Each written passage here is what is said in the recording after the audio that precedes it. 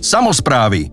Ako vyzerá parkovacia politika vo vašom meste? Potrebujete systém, ktorý vám ju pomôže zregulovať, zefektívni kontrolu parkovania a umožní občanom online registráciu, čím skráti rady na úradoch.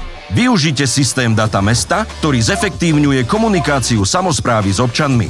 Jeho súčasťou je aj digitalizovaný systém na správu parkovacej politiky v mestách. Ide o nadstavbu mestského informačného systému, vďaka čomu je možné efektívne využiť dáta z evidencie obyvateľov. Nad systémom máte plnú kontrolu a všetky výnosy z predaja parkovacích kariet a lístkov idú priamo do mestskej kasy. Služby systému Data mesta sú poskytované bez dodatočných poplatkov za spracovanie.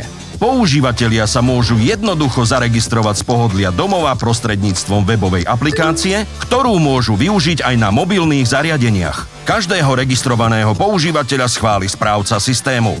Následne môže registrovaný používateľ využívať služby, ktoré aplikácia ponúka: kúpiť si rezidentskú kartu, predĺžiť jej platnosť alebo zmeniť evidenčné číslo na karte. Systém je plne prispôsobiteľný potrebám vášho mesta a je možné doň pridávať aj ďalšie funkcie. Funguje už v takmer 20 mestách a obciach na Slovensku. Pridajte sa spolu s vaším mestom aj vy a zjednodušte svoju parkovaciu politiku.